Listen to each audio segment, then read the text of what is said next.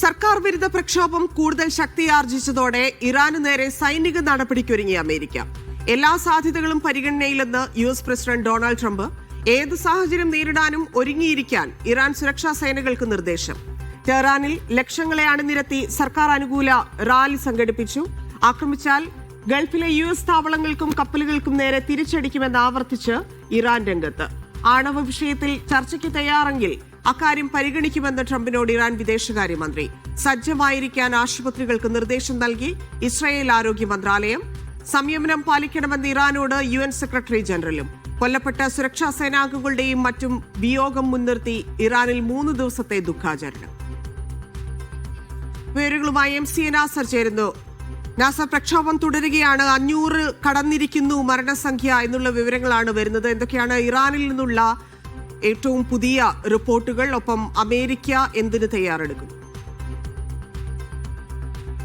തന്നെ മിക്ക പ്രവിശ്യകളിലും വലിയ തോതിൽ തന്നെ പ്രക്ഷോഭം ഇന്നും തുടർന്നു. കാരണം ഇന്നിപ്പോൾ 3ാം ആഴ്ചയിലേക്ക് കടന്നിരിക്കുന്ന പ്രക്ഷോഭത്തെ പിന്തിരിപ്പിക്കാൻ നൽകിയ പ്രക്ഷോഭകാരികൾ അതിൽ നിന്ന് പിൻവലിപ്പിക്കാനുള്ള നീക്കങ്ങൾ വിജയിച്ചിട്ടില്ല. അതിശക്തമായി തന്നെ പ്രക്ഷോഭം മുന്നോട്ട് പോകുന്നതായിട്ടുള്ള റിപ്പോർട്ടുകളാണ് ഇറാനിൽ നിന്ന് ഏറ്റവും അവസാനം വരുന്നത്. ടെഹ്റാന് പുറത്തുള്ള 2 പ്രവിശ്യകളിലെ എല്ലാ വിദ്യാഭ്യാസ സ്ഥാപനങ്ങളും അനിശ്ചിതകാലത്തേക്ക് അടച്ചിടാൻ തീരുമാനിച്ചതായിട്ടുള്ള റിപ്പോർട്ടാണ് ഇപ്പോൾ ഏറ്റവും അവസാനം പുറത്തു വരുന്നത്. അതോടൊപ്പം തന്നെയാണ് ടെഹ്റാനിൽ ലക്ഷങ്ങളെ അണിനിരത്തി കൊണ്ട് സർക്കാർ അനുകൂല പ്രകടനവും ഇന്ന് നടക്കുകയുണ്ടായി. കാരണം ഒരു ആഭ്യന്തര സംഘർഷത്തിലേക്ക് രാജ്യം നീങ്ങുന്നതിൻ്റെ കൃത്യമായിട്ടുള്ള സൂചന കൂടിയാണിത്. കാരണം പിന്നിട്ട ദിവസങ്ങളിലൊക്കെയും ഈ പ്രക്ഷോഭകാരികളുടെ മാത്രം നിയന്ത്രണത്തിലായിരുന്നു ടെഹ്റാനിലെയും മറ്റും തെരുവുകൾ. എന്നാൽ ഇന്നിപ്പോൾ സ്ഥിതി മാറിയിരിക്കുകയാണ്. സർക്കാർ അനുകൂല പ്രകടനങ്ങളും പല പ്രവിശ്യകളിലും നടക്കുന്നതായിട്ടുള്ള റിപ്പോർട്ടുകൾ കൂടി ഇന്ന് പുറത്തു വരുന്നുണ്ട്. ടെഹ്റാനിൽ നടന്ന ലക്ഷങ്ങൾ അണിനിരന്ന ഈ റാലിയെ അഭിസംബോധന ചെയ്തുകൊണ്ട് ഇറാൻ പ്രസിഡന്റ് മസൂദ് പെസഷ്കിയാൻ സംസാരിക്കുകയുണ്ടായി. അദ്ദേഹം വ്യക്തമാക്കിയ ചില കാര്യങ്ങൾ ഏറ്റവും പ്രധാനപ്പെട്ടത് ഇപ്പോൾ നടക്കുന്ന ഈ പ്രക്ഷോഭത്തിന് പിന്നിൽ കൃത്യമായി തന്നെ വിദേശ താല്പര്യങ്ങളും വിദേശ ഘടകങ്ങളുമാണ് ഉള്ളത്. അതിൽ ഇസ്രായേലും അമേരിക്കയും അയച്ചിരിക്കുന്ന വിധ്വംസക സംഘങ്ങളാണ് ഈ പ്രക്ഷോഭത്തെ ഈ സ്വഭാവത്തിൽ അക്രമാസക്തമാക്കി മാറ്റിയിരിക്കുന്നത്. അതിൻ്റെ ഭാഗമായിട്ടാണ് നിരവധി സുരക്ഷാ പോരാളികൾക്ക് ജീവൻ തന്നെ ബലിയർപ്പിക്കേണ്ടി വന്നത്. പക്ഷേ ഇതിൻ്റെ മുമ്പിൽ ഇസ്ലാമിക ഗവൺമെൻറ് മുട്ടുമടക്കുന്ന ഒരു പ്രശ്നം പോലും ഉദിക്കുന്നില്ല. പിന്നിട്ട് 47 വർഷമായിട്ട് ഇറാനിൽ പിന്നെ ഏറ്റവും ശക്തമായിട്ട് വേരോട്ടമുള്ള ആ ജനകീയ സർക്കാർ ആ സ്വഭാവത്തിൽ തന്നെ മുന്നോട്ട് പോകും. അതിൽ അമേരിക്കയും ഇസ്രായേലും നൽകിക്കൊണ്ടിരിക്കുന്ന അവരുടെ താല്പര്യങ്ങളെ ഇറാൻ ജനത പൂർണ്ണമായി തന്നെ തിരസ്കരിക്കുമെന്ന മുന്നറിയിപ്പ് കൂടിയാണ് നൽകിയിരിക്കുന്നത്. അതേസമയം പ്രക്ഷോഭകാരികൾ, പ്രത്യേകിച്ച് ഈ ജൻസി തലമുറയിൽപ്പെട്ട കുട്ടികളെയും മറ്റും ഈ പ്രകടനത്തിലേക്ക് അയക്കുന്നതിൽ നിന്ന് രക്ഷിതാക്കൾ പിൻവാങ്ങണം, അവരെ പെട്ടെന്ന് തന്നെ തെരുവിൽ നിന്ന് പിൻവലിക്കണം എന്ന സന്ദേശം രക്ഷിതാക്കൾക്ക് നൽകിയിട്ടുണ്ട്. കൂടുതൽ ശക്തമായിട്ടുള്ള ഈ പ്രക്ഷോഭകാരികളെ അമർച്ച ചെയ്യാനുള്ള സൈനിക നടപടികൾ ഉണ്ടാകുമെന്ന കൃത്യമായിട്ടുള്ള സൂചന കൂടിയാണ് സൈനിക നേതൃത്വം നൽകുന്നത്. അതേസമയം അമേരിക്കയുടെ ഭാഗത്തു നിന്നും ഇസ്രായേലിൻ്റെ ഭാഗത്തു നിന്നും ഈ പ്രക്ഷോഭകാരികൾക്ക് പൂർണ്ണമായിട്ടുള്ള പിന്തുണ അർപ്പിച്ചുകൊണ്ടുള്ള പ്രതികരണങ്ങളാണ് ഇന്ന് വന്നത്. ഡൊണാൾഡ് ട്രംപ് ഇന്ന് രാവിലെ വ്യക്തമാക്കിയിരിക്കുന്നത് എല്ലാ ഓപ്ഷനും ഇപ്പോൾ തങ്ങളുടെ കൈവശമുണ്ട്. അതുമാത്രമല്ല, ഏറ്റവും അവസാനമായിട്ട് US സ്റ്റേറ്റ് വകുപ്പിൻ്റെ പ്രതികരണം പുറത്തു വന്നിട്ടുണ്ട്. അതിൽ പറയുന്നത് സൈനികമായിട്ടുള്ള നടപടിക്ക് കാര്യങ്ങൾ കുറെ കൂടി മുന്നോട്ട് പോയിരിക്കുന്നു എന്നാണ്. പക്ഷേ അതിൻ്റെ പൂർണ്ണമായിട്ടുള്ള ഒരു ചിത്രം ഇനിയും പുറത്തു വിട്ടിട്ടില്ല. അതോടൊപ്പം തന്നെ അല്പം മുമ്പ് ഇസ്രായേൽ പ്രധാനമന്ത്രി നെതന്യാഹു നടത്തിയിരിക്കുന്ന പ്രതികരണത്തിൽ ഇപ്പോൾ ഇറാൻ ജനത നടത്തിയിരിക്കുന്ന ഈ പ്രക്ഷോഭത്തിന് ആ ജനതയ്ക്ക് താൻ പൂർണ്ണ പിന്തുണ അർപ്പിക്കുകയാണ്. ഏതൊക്കെ രീതിയിൽ അവരെ സഹായിക്കാൻ പറ്റുമോ തൻ്റെ രാജ്യം അത് ചെയ്യും എന്നുകൂടി വ്യക്തമാക്കിയിട്ടുണ്ട്. പക്ഷേ അതേസമയം റഷ്യയും തുർക്കിയും ഈ വിദേശമായിട്ടുള്ളൊരു ഇടപെടൽ ഇറാനിൽ ഉണ്ടാവുന്നത് ഗുരുതരമായിട്ടുള്ള പ്രത്യാഘാതങ്ങൾ ഉണ്ടാക്കും. അത് മേഖലയെ കൂടുതൽ അരക്ഷിതമാക്കുമെന്ന പ്രതികരണം കൂടിയാണ് റഷ്യയും തുർക്കിയും ഇപ്പോൾ ഏറ്റവും അവസാനം നൽകിയിരിക്കുന്നത്. ധന്യ.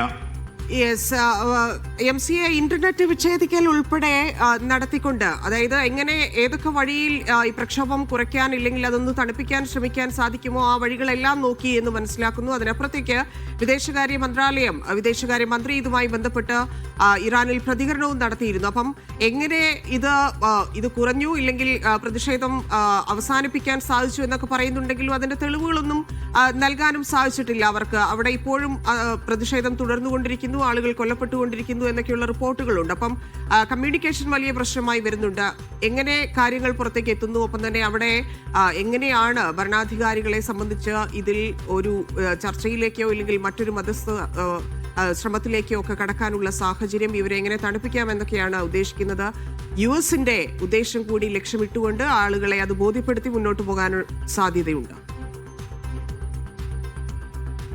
തന്നെ ഇന്റർനെറ്റ് പിന്നിട്ട് കുറച്ച് ദിവസങ്ങളായി തടസ്സപ്പെട്ട് തന്നെ നിൽക്കുകയാണ്. ഇന്റർനെറ്റ് മാത്രമല്ല, ടെലികമ്മ്യൂണിക്കേഷൻ സംവിധാനവും ഏറെക്കുറെ പൂർണ്ണമായി തന്നെ മരവിപ്പിക്കപ്പെട്ട ഒരു സാഹചര്യമാണുള്ളത്. ഇത് മുൻനിർത്തിക്കൊണ്ടാണ് സ്റ്റാർലിങ്ക് ഉൾപ്പെടെയുള്ള ബദൽ ഇന്റർനെറ്റ് സേവനങ്ങൾ ഉറപ്പുവരുത്താനുള്ള നീക്കം നടത്തുമെന്ന് ഇന്ന് രാവിലെയും ട്രംപ് വ്യക്തമാക്കിയിരുന്നു. അതിൻ്റെ ഒരു പശ്ചാത്തലത്തിൽ കൂടി ആയിരിക്കണം ഈ വിധ്വംസക സംഘങ്ങൾക്ക് ഈ പ്രക്ഷോഭത്തെ കൂടുതൽ അക്രമാസക്തമാക്കുന്ന ഒരു സാഹചര്യം ഉണ്ട് എന്ന് തിരിച്ചറിഞ്ഞതിൻ്റെ അടിസ്ഥാനത്തിലാണ് താൽക്കാലികമായിട്ട് ഇന്റർനെറ്റ് സംവിധാനം തങ്ങൾ വിച്ഛേദിച്ചിരിക്കുന്നത്.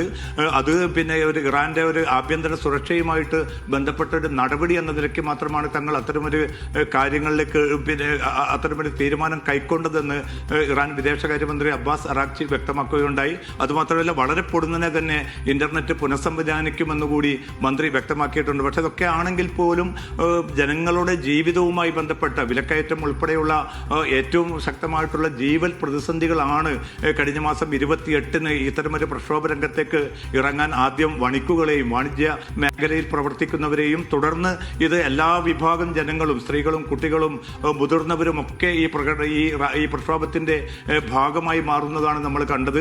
31 പ്രവിശ്യകളിൽ 28 പ്രവിശ്യകളിലും ഇപ്പോൾ ഇന്നും അതിശക്തമായി തന്നെ ഈ പ്രക്ഷോഭം മുന്നോട്ട് പോയിട്ടുണ്ട്. പക്ഷെ നിരവധി പേർ ഈ അക്രമ സംഭവങ്ങളിൽ കൊല്ലപ്പെട്ടതായിട്ടുള്ള റിപ്പോർട്ടുകൾ പുറത്തു വരുന്നുണ്ട്. പക്ഷേ ഔദ്യോഗികമായിട്ട് ഇറാൻ അത് സ്ഥിരീകരിച്ചിട്ടില്ല. ഇന്നലെ ഇറാന്റെ ഫാർസ് ന്യൂസ് ഏജൻസി നൽകിയ റിപ്പോർട്ടുകൾ പ്രകാരം 109 സുരക്ഷാ പാലകരാണ് കൊല്ലപ്പെട്ടിരിക്കുന്നത്. അതുകൊണ്ട് തന്നെ ഇന്നു മുതൽ 3 ദിവസത്തേക്ക് അവർക്ക് വേണ്ടി പ്രത്യേക ദുഃഖാചരണത്തിനും ഇറാൻ ഭരണകൂടം ആഹ്വാനം ചെയ്തിട്ടുണ്ട്. ആ ദുഃഖാചരണം തുടർന്നുകൊണ്ടിരിക്കുകയാണ്. പക്ഷേ എന്തായാലും ഇത്തരമൊരു ഈ ഇസ്രായേലിന്റെയും അമേരിക്കയുടെയും പ്രേരണയും അവരുടെ പരസ്യമായിട്ടുള്ള പിന്തുണയും നിലനിൽക്കുന്ന ഒരു സാഹചര്യത്തിൽ ഇറാനെതിരെ ഒരു ആക്രമണം ഉണ്ടാകുമെന്ന് ഇറാൻ നേതൃത്വം വിലയിരുത്തുന്നുണ്ട്. അതിൻ്റെ നീക്കങ്ങൾ ഈ മേഖലയിലെ അമേരിക്കയുടെ സൈനിക നീക്കങ്ങളും ഇറാൻ സസൂക്ഷ്മം നിരീക്ഷിച്ചു വരികയാണ്. പക്ഷേ ഏത് നിരക്കുള്ളൊരു ആക്രമണം ഉണ്ടായാലും അതിൻ്റെ തിരിച്ചടി വളരെ മാരകമായി തന്നെ ഉണ്ടാകുമെന്ന മുന്നറിയിപ്പ് ഇന്നും ഇറാൻ നേതൃത്വം നൽകിയിട്ടുണ്ട്. കാരണം കഴിഞ്ഞ വർഷമാണ് ഖത്തറിലെ അമേരിക്കൻ താവളത്തിന് നേരെ ആക്രമണം നടന്നത്. അതോടുകൂടിയാണ് 12 ദിവസത്തെ ഇസ്രായേലുമായിട്ടുള്ള യുദ്ധം അവസാനിച്ചിരിക്കുന്നത്. അതേ തിരിച്ചടി തന്നെയായിരിക്കും ഇനിയും ഉണ്ടാവുക എന്നാണ് ഇന്ന് വിവിധ ഇറാൻ നേതാക്കൾ വ്യക്തമാക്കിയിരിക്കുന്നത്. കാരണം എത്രത്തോളം ജാഗ്രതയോടെ ഇരിക്കുന്നു എന്നുള്ളത് കൂടിയാണ്. US ഇറാനിൽ ആക്രമിച്ചാൽ ഇറാൻ തിരിച്ചടി ഇസ്രായേലിൽ കൊടുക്കും എന്നുള്ളത് കൊണ്ട് എത്രത്തോളം ജാഗ്രതയോടെ ഇസ്രായേൽ ഇരിക്കുന്നു?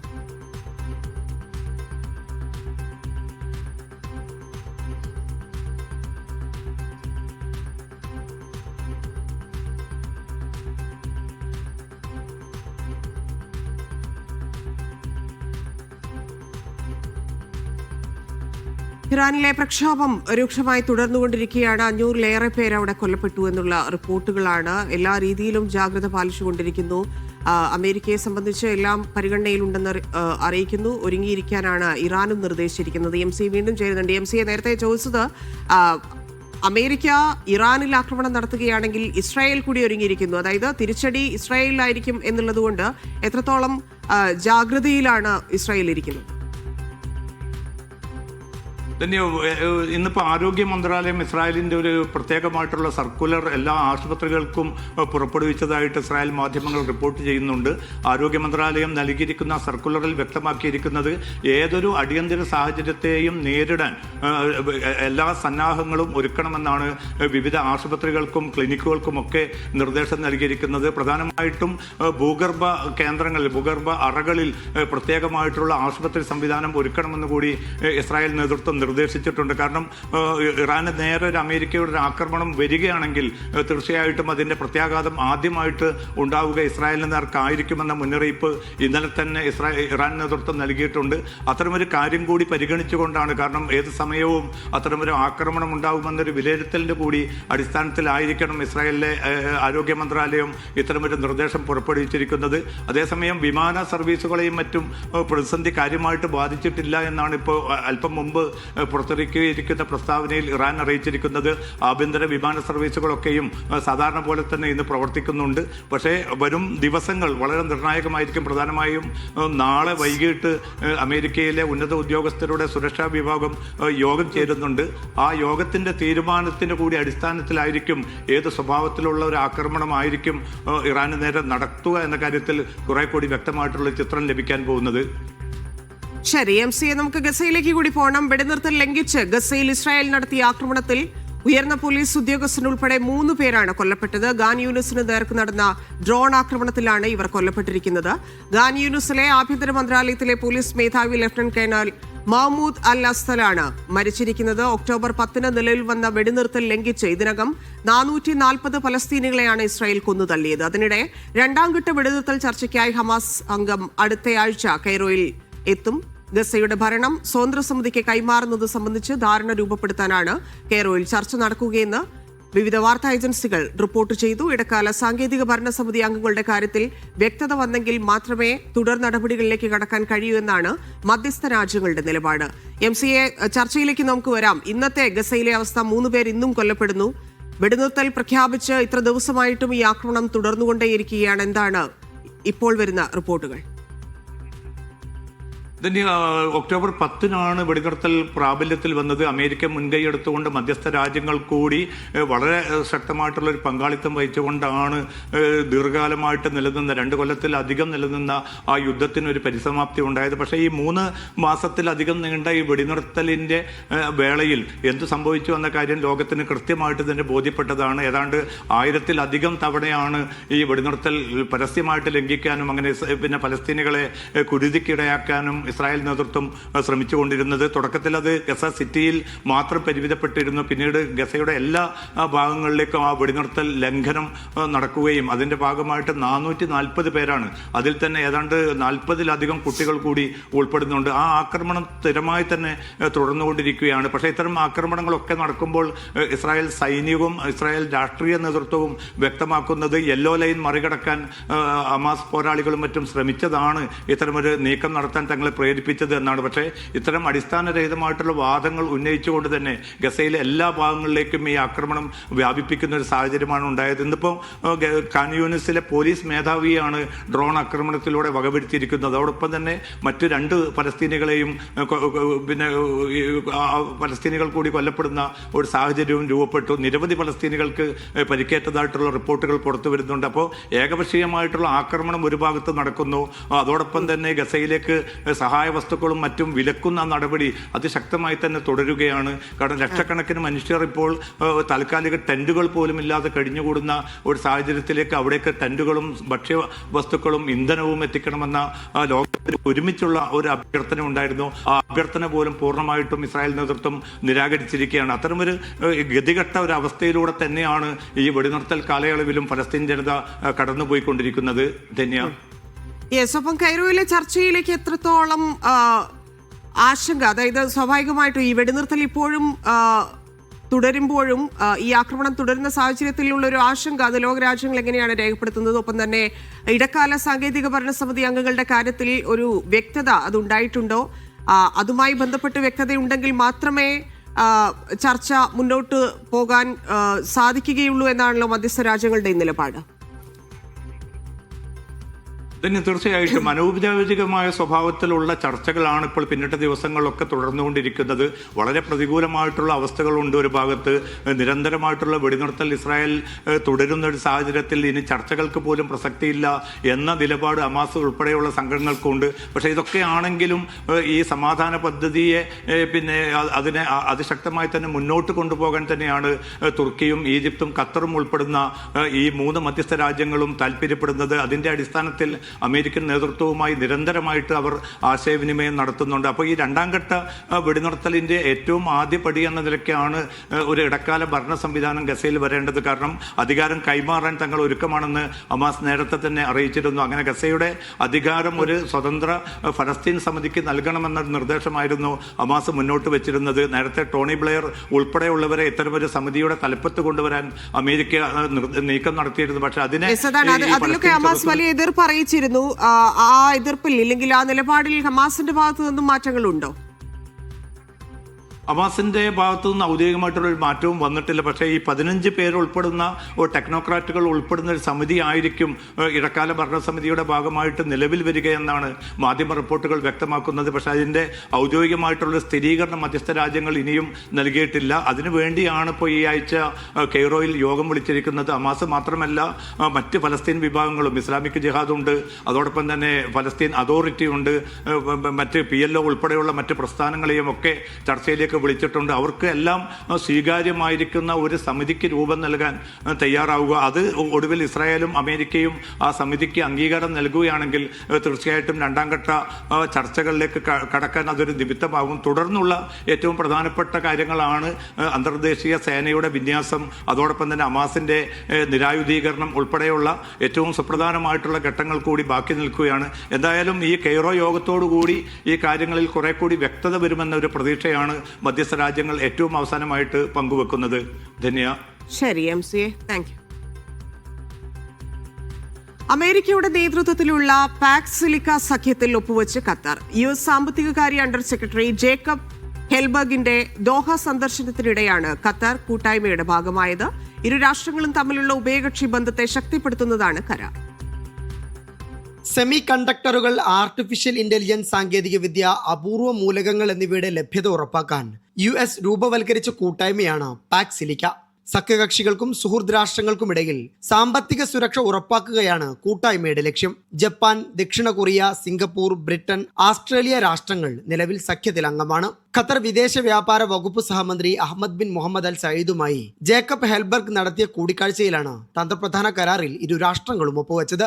ആഗോള സാമ്പത്തിക വളർച്ചയുടെ അടുത്ത ഘട്ടത്തെ നയിക്കുന്ന രാഷ്ട്രങ്ങളുടെ മുൻനിരയിലേക്ക് ഖത്തറിനെ പ്രാപ്തമാക്കുന്നതാണ് കരാറെന്ന് US പ്രതികരിച്ചു. പാക് സിലിക്കയുടെ ഭാഗമായുള്ള സിലിക്കൺ ഡിക്ലറേഷൻ വെറുമൊരു നയതന്ത്ര ഉടമ്പടിയല്ല, പുതിയ സാമ്പത്തിക സുരക്ഷ മുൻനിർത്തിയുള്ള പ്രായോഗിക രേഖയാണെന്നും US വ്യക്തമാക്കി. രാജ്യത്തിന്റെ സമ്പദ് വ്യവസ്ഥ ഹൈഡ്രോ കാർബൺ ഇതര മേഖലകളിലേക്ക് വൈവിധ്യവൽക്കരിക്കാനുള്ള ഖത്തറിന്റെ ശ്രമങ്ങൾക്ക് കരാർ ശക്തി പകരും. ഡിജിറ്റൽ വ്യാപാര ഇടനാഴി, ചിപ്പ് നിർമ്മാണം, AI അടിസ്ഥാന സൗകര്യം തുടങ്ങിയ മേഖലകളിലേക്ക് പുതിയ വാതിലുകൾ തുറക്കാനും ഇത് വഴിയൊരുക്കും. Media 1, Doha. റിയാദിലും ജിദ്ദയിലുമായി 2 ആഡംബര പദ്ധതികൾ ആരംഭിക്കാൻ ഒരുങ്ങി സൗദി അറേബ്യ. ഡൊണാൾഡ് ട്രംപുമായി ചേർന്നായിരിക്കും പദ്ധതി. 100 കോടി വിലമതിക്കുന്ന പദ്ധതികളാണ് നടപ്പാക്കുക. Trump organisation, Saudi real estate developer Dar Al Arkan എന്നിവയുടെ സഹകരണത്തോടെയായിരിക്കും പദ്ധതി. പ്രധാന നഗരങ്ങളായ റിയാദിലും ജിദ്ദയിലുമായിരിക്കും പദ്ധതി നടപ്പാക്കുക. 1000 കോടി വിലമതിക്കുന്ന പദ്ധതികളാണിത്. റിയാദിലെ ദിരിയ പ്രദേശത്ത് ട്രംപ് നാഷണൽ ഗോൾഫ് കോഴ്സും ട്രംപ് ഇന്റർനാഷണൽ ഹോട്ടലും നിർമ്മിക്കും. ജിദ്ദയിൽ ട്രംപ് പ്ലാസ എന്ന പേരിൽ മിക്സഡ് യൂസ് ഓഫീസുകളും റെസിഡൻഷ്യൽ പ്രോപ്പർട്ടികളും ഉൾപ്പെടുന്ന വലിയ വികസന പദ്ധതിയുമാണ് നടപ്പാക്കുക. അടുത്ത 4 മുതൽ 5 വർഷങ്ങൾക്കുള്ളിൽ പദ്ധതി പൂർത്തിയാകും. നേരിട്ടുള്ള വിദേശ നിക്ഷേപം ആകർഷിക്കുകയാണ് പദ്ധതിയുടെ പ്രധാന ലക്ഷ്യം. ഈ മാസം മുതൽ സൗദി അറേബ്യയിൽ നിയുക്ത പ്രദേശങ്ങളിൽ വിദേശികൾക്ക് ആദ്യമായി സ്വത്ത് ഉടമസ്ഥാവകാശം അനുവദിക്കാനുള്ള പദ്ധതിയും പ്രഖ്യാപിച്ചിട്ടുണ്ട്. Vishal Cherpulassery, media 1, Riyadh. Muscat metro പദ്ധതിയുടെ പ്രഖ്യാപനം ഉടൻ. 2 മാസത്തിനകം പദ്ധതിയുടെ പ്രഖ്യാപനം ഉണ്ടാകുമെന്ന് ഒമാൻ ഗതാഗത മന്ത്രി സയ്യിദ് ബിൻ ഹമൂദ് അൽ മവാലി അറിയിച്ചു. മസ്കറ്റിലെ ഗതാഗത കുരുക്ക് ലഘൂകരിക്കുന്നതിനും നഗരത്തിന്റെ സുസ്ഥിര വികസനം ഉറപ്പാക്കുന്നതിനും മെട്രോ നിർണായക പങ്കുവഹിക്കും. ഒമാന്റെ തലസ്ഥാന നഗരി ഏറെ പ്രതീക്ഷയോടെ കാത്തിരിക്കുന്ന പദ്ധതിയാണ് മസ്കറ്റ് മെട്രോ. പദ്ധതിയുടെ കൂടുതൽ വിവരങ്ങൾ അടുത്ത 2 മാസത്തിനുള്ളിൽ പ്രഖ്യാപിക്കുമെന്ന് അറിയിച്ചിരിക്കുകയാണ് ഗതാഗത മന്ത്രി സയ്യിദ് ബിൻ ഹമൂദ് അൽ മവാലി. രാജ്യത്തെ പൊതുഗതാഗത സംവിധാനം മെച്ചപ്പെടുത്തുന്നതിന്റെ ഭാഗമായി നടപ്പിലാക്കുന്ന നാഷണൽ ട്രാൻസ്പോർട്ട് ട്രാക്കിംഗ് പദ്ധതിയുടെ കരാറിൽ ഒപ്പിടൽ ചടങ്ങിലാണ് മന്ത്രി ഇക്കാര്യം വ്യക്തമാക്കിയത്. മസ്കത്തിലെ ഗതാഗത കുരുക്ക് ലഘൂകരിക്കുന്നതിനും നഗരത്തിന്റെ സുസ്ഥിര വികസനം ഉറപ്പാക്കുന്നതിനും പദ്ധതി നിർണായക പങ്കുവഹിക്കുമെന്നും അദ്ദേഹം കൂട്ടിച്ചേർത്തു. ഏകദേശം 50 കിലോമീറ്റർ ദൈർഘ്യത്തിൽ എല്ലാവർക്കും എളുപ്പത്തിൽ ഉപയോഗപ്പെടുത്താനാകുന്നതാണ് പദ്ധതി. മസ്കത്തിലെ തന്ത്രപ്രധാന മേഖലയിൽ പ്രധാന സ്റ്റേഷനുകൾ ഉറപ്പുവരുത്തിയാണ് റൂട്ടുകൾ നിശ്ചയിച്ചിരിക്കുന്നത്. സുൽത്താൻ ഹൈത്തം സിറ്റി മുതൽ അൽഖുവേർ വഴി റൂവി വരെയാണ് മെട്രോ പാത. മസ്കത്ത് ഇന്റർനാഷണൽ എയർപോർട്ട്, അൽഖുവേർ, ഗാല തുടങ്ങിയ പ്രധാന കേന്ദ്രങ്ങളിലൂടെ കടന്നുപോകുന്ന പാതയിൽ ഏകദേശം 36 സ്റ്റേഷനുകൾ ഉണ്ടാകും. 2021 പദ്ധതി പ്രഖ്യാപിച്ചത്. Media 1, Muscat. Riyadh metro red line പാത ദീർഘിപ്പിക്കാൻ ഒരുങ്ങി സൗദി അറേബ്യ. 8.4 കിലോമീറ്റർ ആയിരിക്കും പാത വികസിപ്പിക്കുക. 5 പുതിയ സ്റ്റേഷനുകളും സ്ഥാപിക്കും. നിർമ്മാണം പൂർത്തിയാകാൻ 6 വർഷം എടുക്കുമെന്നാണ് പ്രതീക്ഷിക്കുന്നത്. റെഡ് ലൈൻ ശൃംഖലയിലാണ് വികസനം. നിലവിലുള്ള കിങ് സൗത്ത് സർവകലാശാല മുതൽ ദിരിയ ഗേറ്റ് വരെ നീളുന്നതായിരിക്കും പുതിയ പാത. റോയൽ കമ്മീഷൻ ഫോർ റിയാദ് സിറ്റിയാണ് ഇക്കാര്യം ഔദ്യോഗികമായി പ്രഖ്യാപിച്ചത്. 8.4 കിലോമീറ്റർ ദൂരത്തിലാണ് പുതിയ പാത. ഇതിന്റെ ഭാഗമായി 5 പുതിയ സ്റ്റേഷനുകളും നിലവിൽ വരും. കിങ് സൗത്ത് സർവകലാശാല ക്യാമ്പസ് മെഡിക്കൽ സിറ്റിയിലുമായിരിക്കും പുതിയ 2 സ്റ്റേഷനുകൾ. 3 സ്റ്റേഷനുകൾ ദിരിയ മേഖലയിലാണ് സ്ഥാപിക്കുക. വരാനിരിക്കുന്ന 7ാം ലൈനുമായി ബന്ധിപ്പിക്കുന്ന തരത്തിലായിരിക്കും ഇവയിലെ ഒരു മെട്രോ സ്റ്റേഷൻ. 7 കിലോമീറ്റർ ദൈർഘ്യമുള്ള ഭൂഗർഭ തുരങ്കങ്ങളാണ് പുതിയ പാതയുടെ പ്രധാന പ്രത്യേകത. കൂടാതെ 1.3 കിലോമീറ്റർ മേൽപ്പാലവും സജ്ജമാക്കും. 6 വർഷത്തിനുള്ളിൽ പദ്ധതി പൂർത്തിയാക്കാനാണ് ലക്ഷ്യമിടുന്നത്. വിപുലീകരണം പൂർത്തിയാകുന്നതോടെ വിനോദസഞ്ചാര കേന്ദ്രങ്ങളായ അൽ തുറൈഫ്, അൽ ബുജൈരി, ഓപ്പറ ഹൌസ് എന്നിവയെ മെട്രോയുമായി നേരിട്ട് ബന്ധിപ്പിക്കാൻ സാധിക്കും. കൂടാതെ കിങ് ഫഹദ് സ്പോർട്സ് സിറ്റിയിൽ നിന്നും ദിരിയയുടെ ഹൃദയഭാഗത്തേക്ക് വെറും 40 മിനിറ്റ് കൊണ്ട് യാത്ര ചെയ്യാനും ഇതിലൂടെ സാധിക്കും. പ്രതിദിനം 1.5 ലക്ഷത്തോളം വാഹനങ്ങൾ നിരത്തിൽ നിന്ന് കുറക്കാൻ പുതിയ പാത സഹായിക്കുമെന്നാണ് പ്രതീക്ഷിക്കുന്നത്. Mishal Cherpulassery, media 1, Riyadh. ഒമാനിൽ മന്ത്രിസഭ പുനഃസംഘടിപ്പിച്ച് സുൽത്താൻ ഹൈതം ബിൻ താരിഖ് ഉത്തരവിറക്കി. സാമ്പത്തിക കാര്യ ഉപപ്രധാനമന്ത്രിയായി Sayyid Theyazin bin Haitham Al സയ്യിദിനെ നിയമിച്ചു. 2020 സുൽത്താൻ അധികാരമേറ്റതിനു ശേഷമുള്ള ആദ്യ പുനഃസംഘടനയാണിത്. സുൽത്താന്റെ സ്ഥാനാരോഹണത്തിന്റെ 6ാം വാർഷികത്തോടനുബന്ധിച്ചാണ് മന്ത്രിസഭയുടെ പുനഃസംഘടന. ഒമാന്റെ സാമ്പത്തിക കാര്യ ഉപപ്രധാനമന്ത്രിയായി നിലവിലെ സാംസ്കാരിക കായിക യുവജന മന്ത്രി Sayyid Theyazin bin Haitham Al സയ്യിദിനെയാണ് നിയമിച്ചത്. സാമ്പത്തിക പരിഷ്കാരങ്ങൾ ത്വരിതപ്പെടുത്തുന്നതിനും നയ ഏകോപനം ശക്തിപ്പെടുത്തുന്നതിനുള്ള പുതിയ നിയമനം സുൽത്താനിന്റെ മുന്നേറ്റത്തിന് ഊർജ്ജം പകരുന്നതാകും. അൻവർ ബിൻ ഹിലാൽ അൽ ജബ്രിയെ വാണിജ്യ വ്യവസായ നിക്ഷേപ പ്രോത്സാഹന മന്ത്രിയായി നിയമിച്ചിട്ടുണ്ട്. സയ്യിദ് ഇബ്രാഹിം അൽ ബുസൈദിയാണ് പുതിയ പൈതൃക ടൂറിസം മന്ത്രി. മുസദ്ദ ഗവർണറായിരുന്നു ബുസൈദി. മസ്കത്ത് ഗവർണറായിരുന്ന സൗദ് ബിൻ ഹിലാൽ അൽ ബുസൈദിയെ സാംസ്കാരിക കായിക യുവജന മന്ത്രിയായി നിയമിച്ചിട്ടുണ്ട്. മസ്കറ്റ് മുനിസിപ്പാലിറ്റിയുടെ ചെയർമാനായി എഞ്ചിനീയർ അഹമ്മദ് അൽ അംറിയെയാണ് നിയമിച്ചത്. സയ്യിദ് ബിലാറബ് ബിൻ ഹൈതമിനെ മസ്കത്ത് ഗവർണറായും സഹമന്ത്രിയായും നിയമിച്ചിട്ടുണ്ട്. വികസന കുതിപ്പ് തുടരുന്ന ഒമാന് പുതിയ ഊർജ്ജം പകരുന്നതാകും മന്ത്രിസഭാ പുനഃസംഘടന. Media 1, Muscat. കുവൈത്തിൽ വർക്ക് വിസ ഉള്ള ഒരാളെ ഫാമിലി വിസയിലേക്ക് മാറ്റാൻ പലർക്കും ആശയക്കുഴപ്പമുണ്ട്. ഇതിനായി ആവശ്യമായ രേഖകളും ജവാസാത്ത് നടപടികളും ശരിയായി പൂർത്തിയാക്കണം. കൂടാതെ കമ്പനി മൻദൂബിന്റെ സാന്നിധ്യം നിർബന്ധമാണ്. വിസ 18 നിന്ന് വിസ 22 ട്രാൻസ്ഫർ പ്രക്രിയ നമുക്ക് ലളിതമായി എങ്ങനെയാണെന്ന് നോക്കാം. വർഷ വിശദീകരിക്കും. തീർച്ചയായും ധന്യ, എങ്ങനെയാണ് ഈ തൊഴിൽ വിസയിൽ നിന്ന് ഫാമിലി വിസയിലേക്ക് ആ ഒരു വിസ ട്രാൻസ്ഫറിങ് എന്നുള്ളതാണ് സ്വാഭാവികമായും എല്ലാവർക്കും നിരവധി സംശയങ്ങൾ ഉണ്ടാകും. എന്നാൽ ഇത് നിരവധി ഘട്ടങ്ങളുണ്ട്. ആ ഘട്ടങ്ങൾ ഏതൊക്കെയാണെന്ന് നമുക്ക് പരിശോധിക്കാം. അതിൽ ആദ്യ ഘട്ടം എങ്ങനെയാണ് കുവൈറ്റിലെ വിസ ട്രാൻസ്ഫറിങ് എന്നുള്ളതാണ്. അതായത് തൊഴിൽ വിസയിൽ നിന്ന് എങ്ങനെയാണ് ഫാമിലി വിസയിലേക്ക് ട്രാൻസ്ഫറിങ് നടക്കുക എന്നുള്ളതാണ്. അതിൽ ആദ്യ ഘട്ടം രേഖകൾ തയ്യാറാക്കുക എന്നുള്ളതുമായി ബന്ധപ്പെട്ട രേഖകൾ തയ്യാറാക്കുക. അതിനുശേഷം ടൈപ്പിംഗ് സെന്ററിൽ രേഖകൾ തയ്യാറാക്കി ജവാസാത്ത് ഓഫീസിൽ എത്തണം. അതായത് നിലവിലെ പാസ്പോർട്ടുമായി ബന്ധപ്പെട്ട ഓഫീസ്, നമ്മുടെ ഇമിഗ്രേഷനുമായി ബന്ധപ്പെട്ട കാര്യങ്ങൾക്കായി ഈ ഓഫീസിലേക്ക് എത്തുക. അതിനുശേഷം ഈ രേഖകൾ എല്ലാം നമ്മുടെ കൈവശം വെച്ചതിന് ശേഷം ആ രേഖകളെല്ലാം തയ്യാറാക്കി വേണം ഇവിടേക്ക് എത്താൻ. ഇനി പ്രധാനമായും വേണ്ട രേഖകൾ ഏതൊക്കെയാണ് എന്നുള്ളതാണ്. ഫാമിലി വിസയാണ്. അപ്പോൾ തൊഴിൽ വിസയിൽ നിന്നും നമ്മൾ ട്രാൻസ്ഫറിങ് നടത്തുന്നത് ഫാമിലി വിസയിലേക്കാണ്. അത് ഭാര്യയ്ക്ക് വേണ്ടത് പാസ്പോർട്ട്, പിന്നെ അതുമായി ബന്ധപ്പെട്ട പകർപ്പും അതുപോലെ തന്നെ റെസിഡൻസി പകർപ്പ്, അതായത് തൊഴിൽ വിസയുടെ നിലവിലെ തൊഴിൽ വിസയുടെ പകർപ്പ്, സിവിൽ ഐഡിയുടെ പകർപ്പ്, അതുപോലെ വിവാഹ സർട്ടിഫിക്കറ്റ്, അതുമായി ബന്ധപ്പെട്ട അറ്റസ്റ്റേഷനുകൾ, ഫോട്ടോയും നമ്മൾ കയ്യിൽ കരുതണം.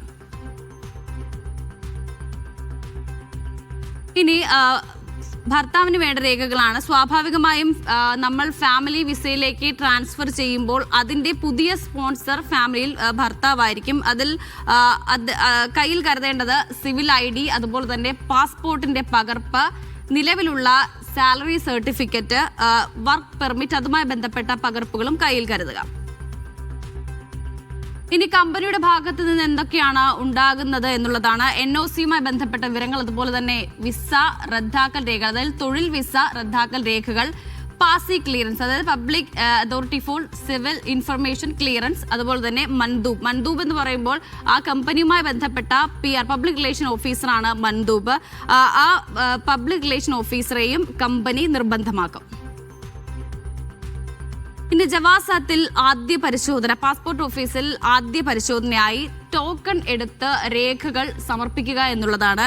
അതിനുശേഷം മാനേജർ ഓഫീസ് അത് പരിശോധിക്കും. അതായത് ഓഫീസ് മാനേജർ നിലവിൽ അത് പരിശോധിക്കും. അതിനുശേഷം സ്റ്റാമ്പിംഗ് അടക്കമുള്ള നടപടികളിലേക്ക് കടക്കുന്നു. പിന്നീട് ഈ PR മുഖേന നടപടികൾ പൂർത്തിയാക്കും എന്നുള്ളതാണ് രണ്ടാം ഘട്ടം. ഇനി പാസി ക്ലിയറൻസുമായി ബന്ധപ്പെട്ട ഘട്ടമാണ്. അതായത് ഭാര്യയും നിലവിലുള്ള കമ്പനിയുടെ പബ്ലിക് റിലേഷൻ ഓഫീസറും ഈ പാസി സന്ദർശിക്കും. അതിനുശേഷം കമ്പനി കുടിശ്ശികയില്ലെന്ന് തെളിയിക്കുന്നു. അതുപോലെ തന്നെ NOC ക്ലിയറൻസ് അടക്കം പൂർത്തിയാക്കിയുള്ള നടപടികളിലേക്ക് കടക്കുന്നു. ഇനി ഘട്ടം 4 ഇൻഷുറൻസുമായി ബന്ധപ്പെട്ട വിവരങ്ങളാണ്. അതായത് മെഡിക്കൽ ഇൻഷുറൻസ് ഉണ്ടെങ്കിൽ ആ മെഡിക്കൽ ഇൻഷുറൻസ് അടയ്ക്കുക. ഇനി കുടിശ്ശിക ഉണ്ടെങ്കിൽ അടയ്ക്കുക. അത് ഇല്ലാത്ത പക്ഷം ആ നിലയിലുള്ള കാര്യങ്ങൾ ശ്രദ്ധിക്കേണ്ട ആവശ്യമില്ല.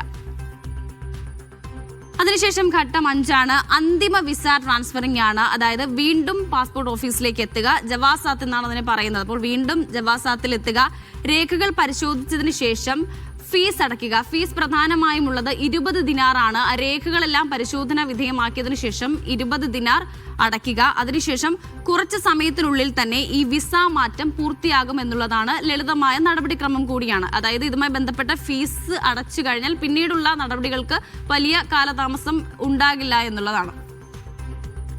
ഇനി ഘട്ടം 6 സിവിൽ ID അപ്ഡേറ്റ് ആണ്. അത് പാസി വെബ്സൈറ്റ് വഴി സിവിൽ ID ഫീസ് അടയ്ക്കുക. അതിനുശേഷം മൊബൈലിൽ നമ്മുടെ ID സ്റ്റാറ്റസ്, നിലവിൽ ട്രാൻസ്ഫർ ആയിട്ടുള്ള വിസ മാറ്റവുമായി ബന്ധപ്പെട്ടുള്ള ID സ്റ്റാറ്റസ് അപ്ഡേറ്റ് ആകും. ഇതാണ് ഏറ്റവും കുവൈറ്റിലെ വിസ ട്രാൻസ്ഫറിങ്ങിന്റെ, തൊഴിൽ വിസയിൽ നിന്നും ഫാമിലി വിസയിലേക്കുള്ള ട്രാൻസ്ഫറിങ്ങിന്റെ ഏറ്റവും അവസാന ഘട്ടം. ധന്യ. UAE വിപണിയിലും സ്വർണ്ണവില റെക്കോർഡ് പിന്നിട്ട് കുതിക്കുകയാണ്. ചരിത്രത്തിൽ ആദ്യമായി സ്വർണം ഗ്രാമിന് 555 ദിർഹം പിന്നിട്ടു. സുരക്ഷിതത്വം മുൻനിർത്തി കൂടുതൽ പേർ സ്വർണത്തിൽ നിക്ഷേപിക്കുന്ന സാഹചര്യത്തിലാണ് സ്വർണ്ണവിലയും കുതിക്കുന്നത്. ഒറ്റ ദിവസം കൊണ്ട് ഗ്രാമിന് 12 ദിർഹം 50 ഫിൽസ് ഉയർന്നാണ് സ്വർണ്ണവില 555 ദിർഹം 75 ഫിൽസിലേക്ക് എത്തിയത്. 24 കാരറ്റ് സ്വർണത്തിന് ആദ്യമായാണ് UAEയിൽ 555 ദിർഹം പിന്നിടുന്നത്. സമാനമായ രീതിയിൽ 22 കാരറ്റ്, 21 കാരറ്റ്, 18 കാരറ്റ്, 14 കാരറ്റ് സ്വർണത്തിൻ്റെയും വില ഉയർന്നു. 22 കാരറ്റിന്റെ വില ഗ്രാമിന് ഇന്ന് വൈകുന്നേരം 514 ദിർഹം 75 ഫിൽസായി. 439 ദിർഹം 50 ഫിൽസാണ് 21 കാരറ്റിന്റെ വില. ഗ്രാമിന് 423 ദിർഹം, 330 ദിർഹം എന്നിങ്ങനെയാണ് 18 കാരറ്റിനും 14 കാരറ്റിനും വില എത്തി നിൽക്കുന്നത്. അന്താരാഷ്ട്ര തലത്തിൽ ഉടലെടുക്കുന്ന രാഷ്ട്രീയ അനിശ്ചിതത്വവും US ഫെഡറൽ റിസർവ് പലിശ നിരക്ക് വെട്ടിക്കുറച്ചേക്കുമെന്ന വാർത്തകളുമാണ് സ്വർണ്ണവില കുതിക്കാൻ കാരണമായി വിലയിരുത്തുന്നത്. ഏറ്റവും സുരക്ഷിതമായ നിക്ഷേപം എന്ന നിലയിൽ പലരും വൻതോതിൽ സ്വർണത്തിൽ മുതലിറക്കാൻ തുടങ്ങിയതോടെ ഡിമാൻഡും വിലയും കുത്തനെ ഉയരുകയാണ്. റെക്കോർഡുകൾ മറികടന്ന് വില കുതിക്കുന്ന പശ്ചാത്തലത്തിൽ സ്വർണ്ണാഭരണ വിപണിയിൽ ഉപഭോക്താക്കൾ കൂടുതലായി ലൈറ്റ് വെയ്റ്റ് ആഭരണങ്ങളെ ആശ്രയിക്കുന്ന പ്രവണതയും വർദ്ധിക്കുകയാണെന്നാണ് റിപ്പോർട്ടുകൾ. Media 1 Dubai. കുവൈത്തിൽ ജനിക്കുന്ന കുട്ടികളുടെ സിവിൽ ഇൻഫർമേഷൻ രജിസ്ട്രേഷൻ ജനനത്തീയതി മുതൽ 120 ദിവസത്തിനുള്ളിൽ പൂർത്തിയാക്കണമെന്ന് ആഭ്യന്തര മന്ത്രാലയം അറിയിച്ചു. രജിസ്ട്രേഷൻ സമയപരിധി സംബന്ധിച്ച നിയമവ്യവസ്ഥകൾ ഭേദഗതി ചെയ്തുകൊണ്ട് മന്ത്രിതല ഉത്തരവും പുറത്തിറക്കി. പുതിയ തീരുമാനപ്രകാരം കുട്ടികളുടെ രജിസ്ട്രേഷൻ കാലയളവ് 120 ദിവസമായി നിശ്ചയിച്ചിരിക്കുന്നു. നിലവിൽ സിവിൽ രജിസ്ട്രേഷൻ നടപടികൾ കൂടുതൽ കാര്യക്ഷമമാക്കാനും ഡാറ്റയുടെ കൃത്യത വർദ്ധിപ്പിക്കാനും ലക്ഷ്യമിട്ടുകൊണ്ടാണ് ഈ നീക്കം. കുവൈത്തിലെ മംഗുഫ് തീപിടുത്ത കേസിൽ ഒരു സ്വദേശി പൗരനും നിരവധി പ്രവാസികളും ഉൾപ്പെടെയുള്ള പ്രതികൾക്ക് കാസേഷൻ കോടതിയിൽ നിന്ന് താൽക്കാലിക ഇളവ് ലഭിച്ചു. അപ്പീൽ പരിഗണിക്കുന്നതുവരെ തടവ് ശിക്ഷകൾ സ്റ്റേ ചെയ്യാനും പകരം 5000 KD പിഴ ചുമത്താനും കോടതി ഉത്തരവിട്ടു. അൽബദ കമ്പനി ഡയറക്ടർ മുഹമ്മദ് നാസർ അൽബദാഹിന് വിധിച്ച 1 വർഷം കഠിന തടവ് ശിക്ഷയും കാസേഷൻ കോടതി റദ്ദാക്കി. പ്രതിഭാഗം അഭിഭാഷകൻ സുൽത്താൻ ഹമദ് അൽ അജ്മി സമർപ്പിച്ച അപ്പീൽ പരിഗണിക്കുന്നതിനിടെയാണ് കോടതിയുടെ നടപടി. സൗദിയിലെ ജിദ്ദയിൽ കൂടുതൽ കെട്ടിടങ്ങൾ പൊളിച്ചുമാറ്റാനൊരുങ്ങി മുനിസിപ്പാലിറ്റി. റുവൈസിലെ 1000-ലേറെ തകർന്നു വീഴാൻ സാധ്യതയുള്ള കെട്ടിടങ്ങളാണ് പൊളിച്ചു നീക്കുക. അടുത്ത ചൊവ്വാഴ്ച മുതൽ നടപടികൾ ആരംഭിക്കുമെന്ന് അതോറിറ്റി അറിയിച്ചു. ചൊവ്വാഴ്ച മുതൽ വൈദ്യുതി, വെള്ളമടക്കമുള്ള സേവനങ്ങൾ വിച്ഛേദിച്ചുകൊണ്ടാണ് കെട്ടിടങ്ങൾ നീക്കം ചെയ്യാൻ ആരംഭിക്കുക. തകർച്ചാ ഭീഷണി കണക്കിലെടുത്താണ് കെട്ടിടങ്ങൾ പൊളിച്ചു മാറ്റുന്നത്. ജിദ്ദ, റുവൈസിലെ 1011 കെട്ടിടങ്ങൾ ഇത്തരത്തിൽ പൊളിച്ചു നീക്കുവാനുള്ള മുന്നറിയിപ്പ് നഗരസഭ നൽകി കഴിഞ്ഞു. നേരത്തെ കെട്ടിട ഉടമകൾക്ക് ചട്ടങ്ങൾ വ്യക്തമാക്കിയതിനു ശേഷം നിശ്ചിത ഗ്രേസ് പീരീഡും അനുവദിച്ചു. എല്ലാ നിയമ നടപടികളും പൂർത്തിയാക്കിയ ശേഷമാണ് പൊളിച്ചുമാറ്റൽ ഉത്തരവുകൾ പുറപ്പെടുവിച്ചത്. പൊതുസുരക്ഷ വർദ്ധിപ്പിക്കുന്നതിനും ജീവനും സ്വത്തിനും സംരക്ഷണം നൽകുന്നതിന്റെ ഭാഗമായാണ് തകർന്ന കെട്ടിടങ്ങളുടെ അവസ്ഥ മെച്ചപ്പെടുത്തുവാനുള്ള ശ്രമമെന്ന് അതോറിറ്റി വ്യക്തമാക്കി. നഗരവികസനവും സൗന്ദര്യവൽക്കരണ പദ്ധതിയും ലക്ഷ്യമിടുന്നുണ്ട്. പൊതുസുരക്ഷയ്ക്ക് അപകടമുണ്ടാക്കുന്ന കൂടുതൽ കെട്ടിടങ്ങൾ നിരീക്ഷിച്ചു വരികയാണെന്നും മുനിസിപ്പാലിറ്റി അറിയിച്ചു. Sabith Saleem, media 1, Jeddah. Mecca ഹറമിൽ ജോലി ചെയ്യുന്ന ബംഗ്ലാദേശി ശുചീകരണ തൊഴിലാളിക്ക് മുനിസിപ്പാലിറ്റിയുടെ ആദരം. ഉംറ തീർത്ഥാടകന് നമസ്കാരപ്പായ നൽകി മാതൃകയായതിനാണ് അംഗീകാരം. വീഡിയോ സമൂഹമാധ്യമങ്ങളിൽ വൈറലാണ്.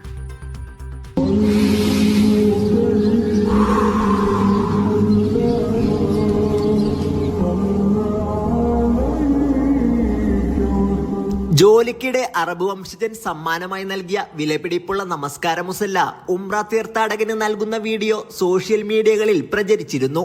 ഇതിന് പിന്നാലെയാണ് മുനിസിപ്പാലിറ്റിയുടെ ആദരം. അബൂൻ അബൂബക്കർ എന്നാണ് ഈ തൊഴിലാളിയുടെ പേര്. മുസല്ല വാങ്ങാനായി എത്തിയ തീർത്ഥാടകന് മുസല്ല ലഭിക്കാതെ നിരാശനായി മടങ്ങുമ്പോഴായിരുന്നു അബൂൻ തനിക്ക് ലഭിച്ചത് നൽകിയത്.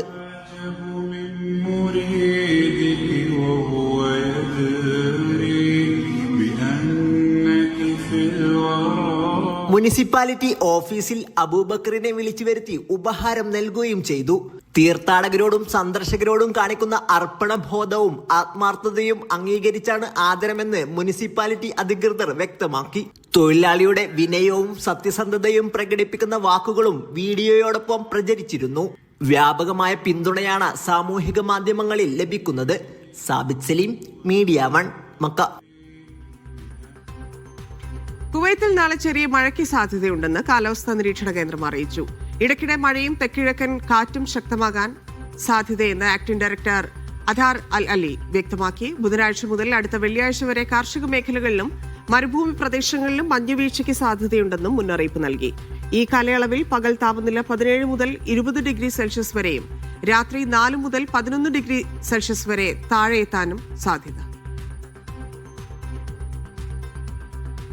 GCCയിലെ പ്രമുഖ ഓട്ടോമൊബൈൽ സ്പെയർ പാർട്സ് സ്ഥാപനമായ ഓട്ടോ ഫാസ്റ്റ് ട്രാക്ക് ഖത്തറിൽ പുതിയ ഷോറൂം തുറന്നു. അൽവക്രയിലെ അബ്ദുറഹ്മാൻ ബിൻ ജാസിം സർവീസ് സ്ട്രീറ്റിലാണ് സ്ഥാപനം.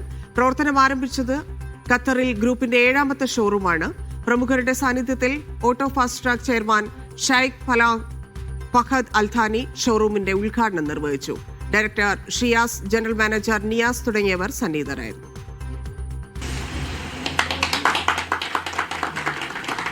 സാമൂഹ്യ വാണിജ്യ മേഖലയിലെ പ്രമുഖരുടെ സാന്നിധ്യത്തിൽ Auto Fast Track chairman Sheikh Falah bin Fahad Al Thani ഷോറൂമിന്റെ ഉദ്ഘാടനം നിർവഹിച്ചു. Director Shiyas, general manager Niyas തുടങ്ങിയവർ സന്നിഹിതരായിരുന്നു. ഗുണമേന്മയുള്ള ഉൽപ്പന്നങ്ങൾ മിതമായ വിലയിൽ ഉപഭോക്താക്കൾക്ക് ലഭ്യമാക്കാൻ കഴിയുന്നതിൽ സന്തോഷമുണ്ടെന്ന് സംരംഭകർ പറഞ്ഞു. ഞങ്ങൾ യഥാർത്ഥ സോഴ്സിൽ നിന്നാണ് നമ്മൾ പ്രൊഡക്റ്റ് കൊണ്ടുവരുന്നത്.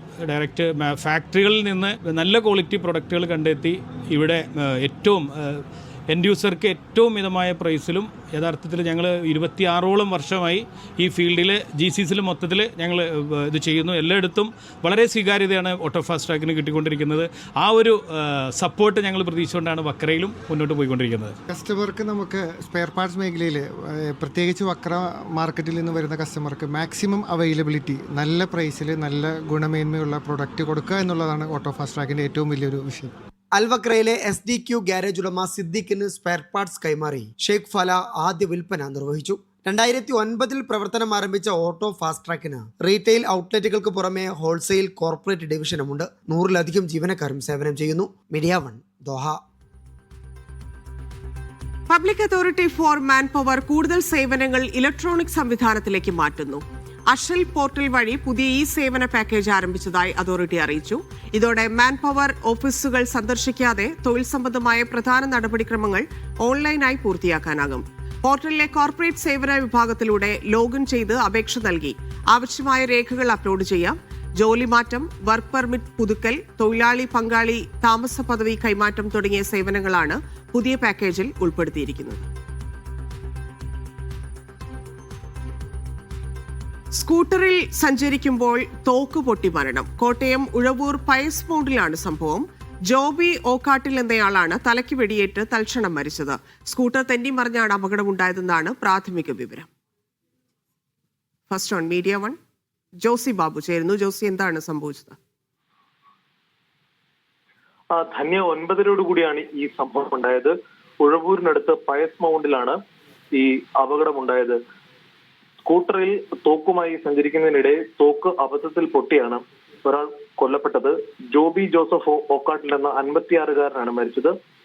സ്കൂട്ടർ തെന്നിമറിയുകയും തുടർന്ന് തോക്ക് അബദ്ധത്തിൽ പൊട്ടുകയുമായിരുന്നു എന്നാണ് പോലീസ് പറയുന്നത്. ഇപ്പോൾ കുറവിലങ്ങാട് പോലീസ് സംഭവ സ്ഥലത്ത് എത്തിയിട്ടുണ്ട്. തലയ്ക്ക് വെടിയേറ്റ് തൽക്ഷണം അദ്ദേഹത്തിന്റെ മരണം സംഭവിച്ചു. ജോബി ജോസഫ് ഓക്കാട്ടിൽ ഒരു അഭിഭാഷകനാണ്. അദ്ദേഹത്തിന് തോക്കിന് ലൈസൻസ് ഉണ്ട്. അബദ്ധത്തിൽ പറ്റിയെന്ന നിഗമനത്തിലാണോ ഇപ്പോൾ? അബദ്ധത്തിൽ വെടി പൊട്ടിയതാണ് എന്നാണ് പോലീസ് പറയുന്നത്. കാരണം ഈ ഇദ്ദേഹത്തിന് ലൈസൻസ് ഉള്ള ആളാണ്. ഇദ്ദേഹം തോക്ക് സ്കൂട്ടറിന്റെ മുൻഭാഗത്ത് വെച്ച് വീട്ടിലേക്ക് മടങ്ങുകയായിരുന്നു. ഇതിനിടയിൽ സ്കൂട്ടർ റോഡിന് സമീപത്ത് തെന്നി മറിയാൻ ഒരുങ്ങുകയും ഈ സമയത്ത് തോക്ക് പൊട്ടുകയുമായിരുന്നു എന്നാണ് പോലീസിന്റെ ഇപ്പോഴത്തെ ഒരു പ്രാഥമിക നിഗമനം. ഇദ്ദേഹത്തിന്റെ തലയ്ക്കാണ് വെടിയേറ്റത്. സംഭവ സ്ഥലത്ത് വെച്ച് തന്നെ ജോബി ജോസഫ് ഓക്കാട്ടിൽ കൊല്ലപ്പെട്ടു. 56 വയസ്സായിരുന്ന ജോബി ജോസഫിന് ഇദ്ദേഹം സജീവമായി അഭിഭാഷകനായി ജോലി ചെയ്യുന്ന ആളാണ്. ഇദ്ദേഹത്തിന്റെ ഭാര്യ പ്രദേശത്തെ ഹോമിയോ ഡോക്ടറാണ്. അതോടൊപ്പം പൊതുവെ സമൂഹവുമായിട്ടൊക്കെ നല്ല ബന്ധമുള്ള ആളാണ്. ഇദ്ദേഹത്തിന്റെ ഈ പെട്ടെന്നുള്ള മരണത്തിന്റെ ഞെട്ടലിലാണ് പ്രദേശവാസികളും ജനപ്രതിനിധികളും അടക്കം. എന്തായാലും ഇപ്പോൾ ഈ പോലീസ് മേൽനടപടികൾ സ്വീകരിക്കുന്നതിന്റെ ഭാഗമായി സ്ഥലത്തെത്തിയിട്ടുണ്ട്. സംഭവ സ്ഥലത്ത് നിന്ന് മൃതദേഹം ഇതുവരെ മാറ്റിയിട്ടില്ല. ഇൻക്വസ്റ്റ് അടക്കമുള്ള നടപടികൾ നാളെ നടത്തരുത്. പോസ്റ്റ്മോർട്ടം അടക്കം മറ്റ് നടപടികൾ നാളെ നടത്തണം. എന്തായാലും ഇദ്ദേഹത്തിന്റെ തോക്കിന് ലൈസൻസ് ഉണ്ട് എന്നുള്ള കാര്യം പോലീസ് സ്ഥിരീകരിക്കുന്നുണ്ട്. മറ്റ് നടപടിക്രമങ്ങൾ ഇത് മറ്റെന്തെങ്കിലും തരത്തിലുള്ള ഇടപെടലുകൾ ഈ ഉണ്ടായിട്ടുണ്ടോ എന്നുള്ള കാര്യം പരിശോധിക്കേണ്ടതുണ്ട്. നിലവിൽ അബദ്ധത്തിൽ വെടി പൊട്ടിയതാണ് ഈ അപകടമുണ്ടാകാൻ. മനസ്സിലായി ജോസി. ഇദ്ദേഹം ഈ സമയത്ത് എങ്ങനെ സംഭവിച്ചു എന്നുള്ളത് കൂടിയാണ്. അദ്ദേഹം തോക്കുമായിട്ട് എങ്ങോട്ട് പോവുകയായിരുന്നു? ഇദ്ദേഹം തോക്ക് ഉപയോഗിച്ച് ചില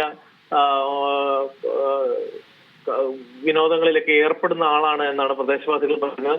പ്രത്യേകിച്ച് ഈ നാടൻ തോക്കിന് ലൈസൻസ് ഉള്ള ആളാണ്. അതുകൊണ്ട് അത്തരത്തിൽ മലയോര പ്രദേശങ്ങളിലൊക്കെ ചില ആവശ്യങ്ങൾക്ക് ഇവർ ഉപയോഗിക്കും എന്നതാണ് അറിയാൻ കഴിയുന്നത്. എന്തായാലും അതിന്റെ കൂടുതൽ വിവരങ്ങൾ ഇപ്പോൾ നമുക്ക് പങ്കുവെക്കാൻ പോലീസിൽ നിന്ന് വിവരം ലഭിക്കുന്നില്ല. എന്തായാലും വീട്ടിലേക്ക് മടങ്ങുന്നതിനിടെയാണ് ഈ അദ്ദേഹത്തിന്റെ സ്കൂട്ടർ തെന്നി മാറുന്നതും സ്കൂട്ടറിന്റെ മുൻവശത്ത് സൂക്ഷിച്ചിരുന്ന തോക്ക് അബദ്ധത്തിൽ പൊട്ടുന്നതും തലയ്ക്ക് വെടിയേറ്റതും തൽക്ഷണം മരിക്കുന്നത്. എന്തായാലും കുറവിലങ്ങാട് പോലീസ് ഇപ്പോൾ അവിടെ സംഭവ സ്ഥലത്ത് എത്തിയിട്ടുണ്ട്. ധന്യ.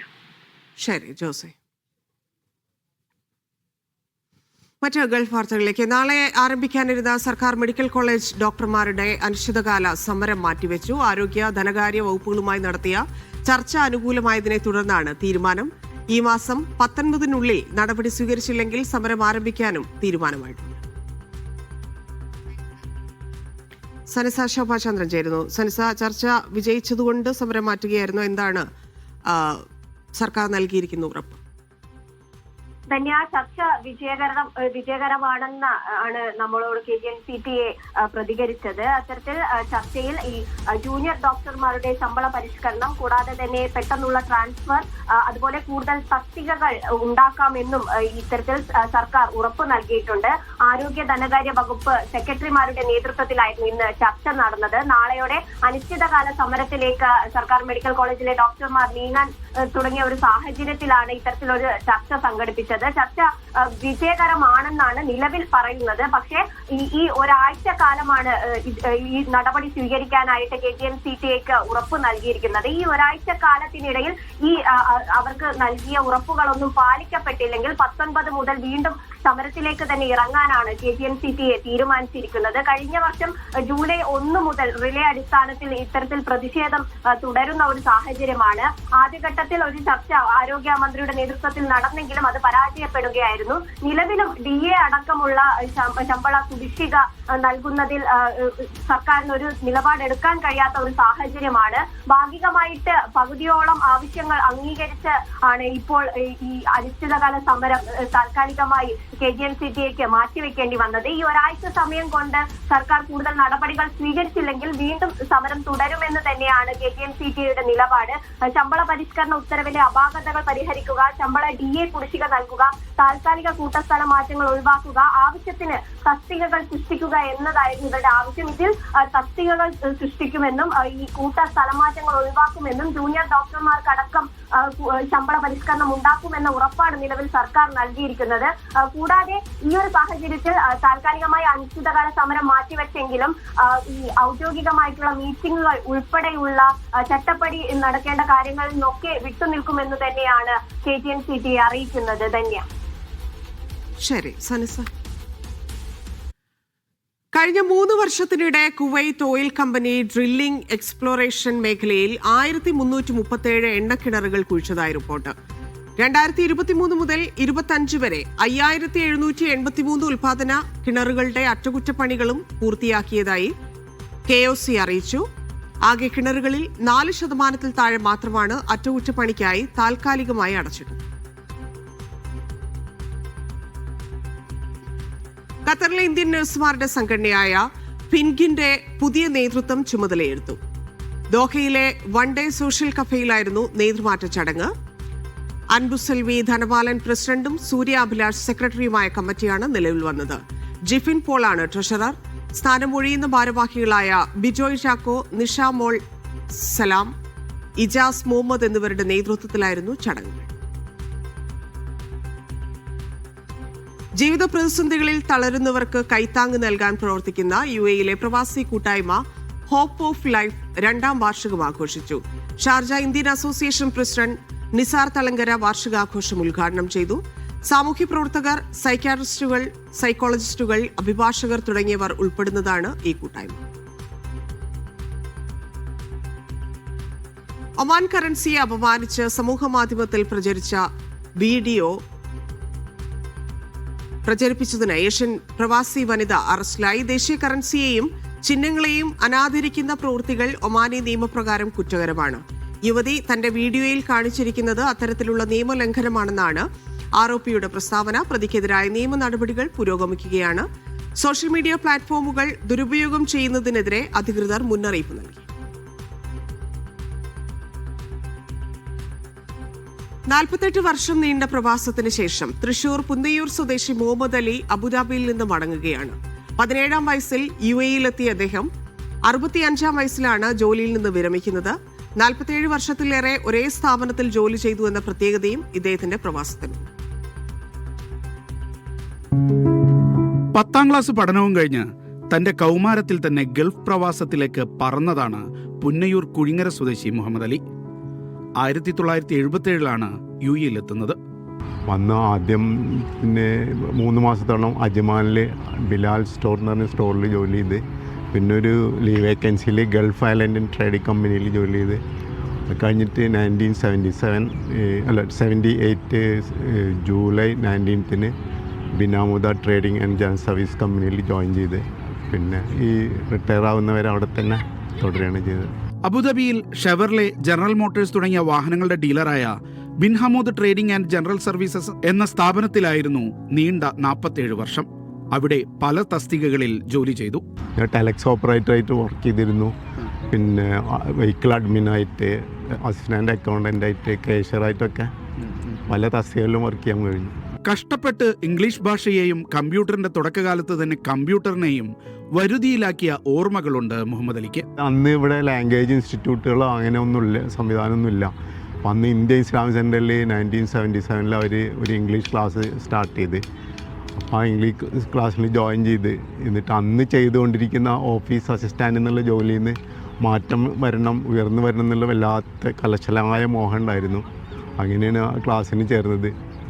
വളരെ കുറഞ്ഞ സാലറിയൊക്കെ ഉള്ള സമയത്ത് വളരെ പ്രയാസപ്പെട്ടിട്ട് ബ്രേക്ക്ഫാസ്റ്റൊക്കെ ഒരു 50 പൈസയുടെ ഗ്ലൂക്കോസിൽ ഒതുക്കിയിട്ടായിരുന്നു അതിന് ഫീസൊക്കെ കണ്ടെത്തിയിരുന്നത്. അങ്ങനെയാണ് ഇംഗ്ലീഷ് ക്ലാസ്സിൽ ജോയിൻ ചെയ്തു.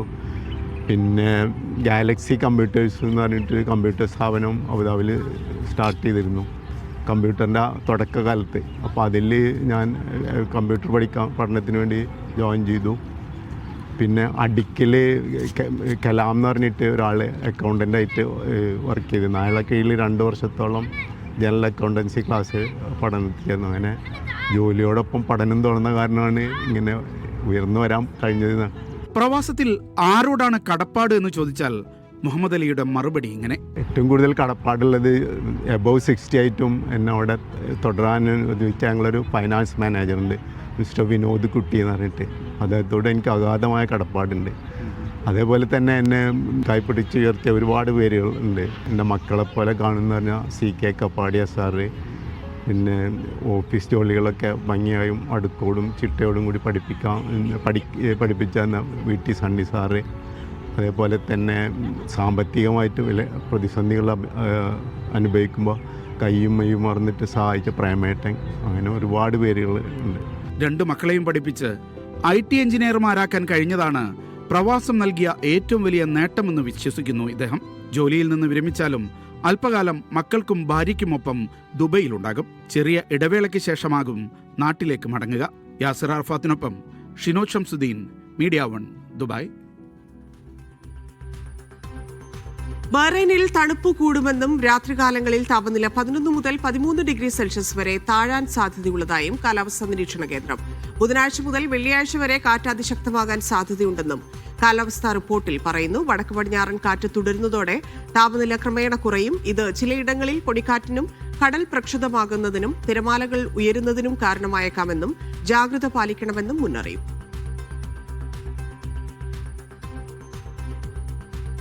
ഷാർജയിൽ നടക്കുന്ന അക്ക പ്രൊഫഷണൽ ലീഗ് ക്രിക്കറ്റ് മത്സരത്തിന്റെ ആദ്യ ദിനം CHMM Varkala, Nangiar Kulangara, TKMM college, Kasaragod government college, CUSAT എന്നീ അലൂമിനി ടീമുകൾ ജേതാക്കളായി. തൃശൂർ സെന്റ് അലോഷ്യസ് കോളേജിനെ 36 റൺസിന് തോൽപ്പിച്ചാണ് CHMM വർക്കലയുടെ വിജയം. TKMM ASKയെ 7 വിക്കറ്റിന് പരാജയപ്പെടുത്തി. SBCയെ 57 റൺസിന് പരാജയപ്പെടുത്തിയാണ് കാസർഗോഡ് ഗവൺമെന്റ് കോളേജിന്റെ വിജയം. ചെങ്ങന്നൂർ ക്രിസ്ത്യൻ കോളേജിനെ 30 റൺസിനാണ് കുസാറ്റ് പരാജയപ്പെടുത്തിയത്. ഖത്തർ ലുബസൈറിലെ അൽ മസായനിൽ ഒട്ടകമേളയ്ക്ക് തുടക്കമായി. GCC രാഷ്ട്രങ്ങളിൽ നിന്നുള്ള ടീമുകൾ പങ്കെടുക്കുന്ന മേള ഫെബ്രുവരി 10 വരെ നീണ്ടു നിൽക്കും. 3 വിഭാഗങ്ങളിലായി 119 റൗണ്ടുകളിൽ മത്സരം നടക്കും. വാഹനങ്ങളും ക്യാഷ് പ്രൈസുമാണ് സമ്മാനങ്ങൾ. ലോകത്തെ ഏറ്റവും ഉയർന്ന സാമ്പത്തിക സ്വാതന്ത്ര്യമുള്ള രാജ്യങ്ങളുടെ പട്ടികയിൽ ഗൾഫ് മേഖലയിൽ 1ാം സ്ഥാനം നേടി ബഹ്റൈൻ. അറബ് ലോകത്ത് 2ാം സ്ഥാനവും ബഹ്റൈൻ കരസ്ഥമാക്കി. ഫ്രേസർ ഇൻസ്റ്റിറ്റ്യൂട്ട് പുറത്തിറക്കിയ വേൾഡ് ഇക്കണോമിക് ഫ്രീഡം ഇൻഡെക്സിലാണ് ഉയർന്ന സാമ്പത്തിക സ്വാതന്ത്ര്യം മാനദണ്ഡമാക്കിയുള്ള രാജ്യങ്ങളുടെ പട്ടികയിൽ ബഹ്റൈൻ മികച്ച നേട്ടം സ്വന്തമാക്കിയത്. ലോകത്തെ 165 രാജ്യങ്ങളെ ഉൾപ്പെടുത്തി തയ്യാറാക്കിയ സൂചികയിൽ ബിസിനസ് നിയന്ത്രണങ്ങൾ എന്ന വിഭാഗത്തിൽ അറബ് ലോകത്ത് 1ാമതെത്താനും ബഹ്റൈന് സാധിച്ചു. ബിസിനസ് നിയന്ത്രണങ്ങൾ, സുശക്തമായ സാമ്പത്തിക നയങ്ങൾ, അന്താരാഷ്ട്ര വ്യാപാര സ്വാതന്ത്ര്യം, ഗവൺമെന്റ് ഘടന, നിയമവ്യവസ്ഥ എന്നിവയുൾപ്പെടെ 5 പ്രധാന മാനദണ്ഡങ്ങളെ അടിസ്ഥാനമാക്കിയാണ് ഫ്രേസർ ഇൻസ്റ്റിറ്റ്യൂട്ട് രാജ്യങ്ങളെ വിലയിരുത്തിയത്.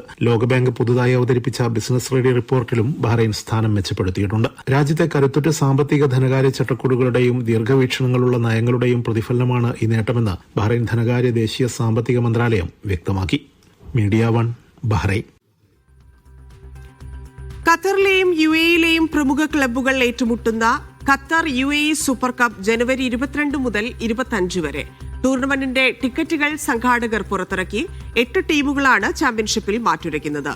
ദോഹയിലും അബുദാബിയിലുമാണ് മത്സരങ്ങൾ അരങ്ങേറുന്നത്. ഒമാന്റെ വിവിധ ഗവർണറേറ്റുകളിൽ ഈ വർഷം 200 പുതിയ EV ചാർജിംഗ് പോയിന്റുകൾ സ്ഥാപിക്കുമെന്ന് ഗതാഗത മന്ത്രി സയ്യിദ് ബിൻ ഹമൂദ് അൽ മവാലി.